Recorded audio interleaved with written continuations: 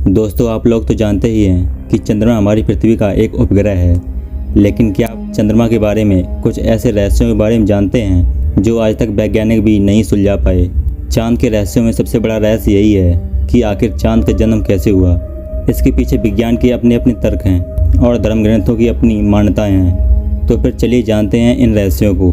जुलाई सन 1969 को दो अमेरिकी अंतरिक्ष यात्री नील आर्मस्ट्रॉन्ग और एडविन ऑल्ड्रिन ने अपोलो 11 से निकलकर चांद पर अपना पहला कदम रखा था। ये दोनों अंतरिक्ष यात्री चांद की धरती के नमूने लेकर अपने यान में लौट आए, लेकिन वे अपने पीछे कुछ ऐसे उपकरण छोड़ आए थे जो उनके चले जाने के बाद भी चंद्रमा से जांच पड़ताल करके अपने पृथ्वी की प्रयोगशालाओं को भेजते रहे।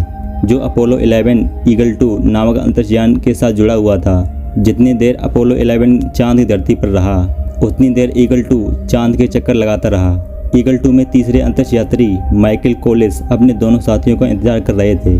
खगोल वैज्ञानिक अब भी इस बात का अध्ययन कर रहे हैं कि हमारी पृथ्वी तथा अन्य खगोलीय पिंडों का जन्म कैसे हुआ। उन्होंने देखा है कि चंद्रमा की आयु पृथ्वी के बराबर है, अर्थात 4 अरब 60 करोड़ साल। लेकिन चंद्रमा पर पृथ्वी की तरह घटनाएं नहीं घटी।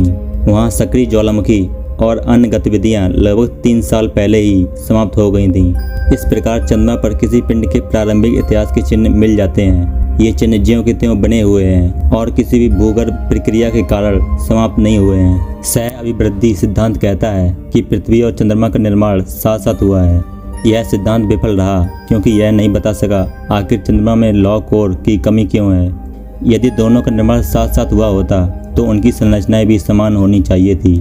चंद्रमा की उत्पत्ति से संबंधित एक कल्पना है। इस कल्पना के अनुसार लगभग 4.5 साल पहले पृथ्वी के साथ एक विशालकाय पिंड की टक्कर हुई थी जो मंगल ग्रह के आकार का था। चंद्रमा की उत्पत्ति पृथ्वी की उन मलबों से हुई जो इस टक्कर के परिणाम स्वरूप बने थे।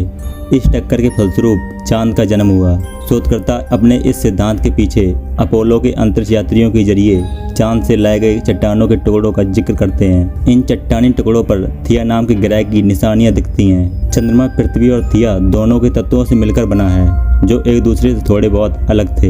रूसी वैज्ञानिकों ने हाल में चांद की चट्टानों पर खोज के बाद कुछ दिलचस्प आंकड़े प्रकाशित किए। इन चट्टानों में पर्वतीय चट्टानों के छोटे टुकड़े तथा खनिज थे।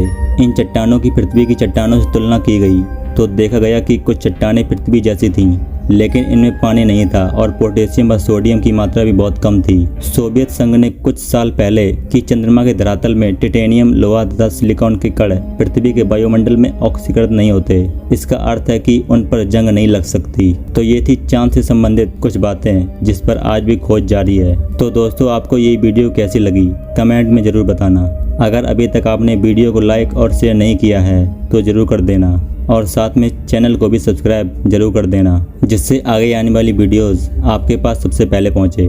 Thanks for watching.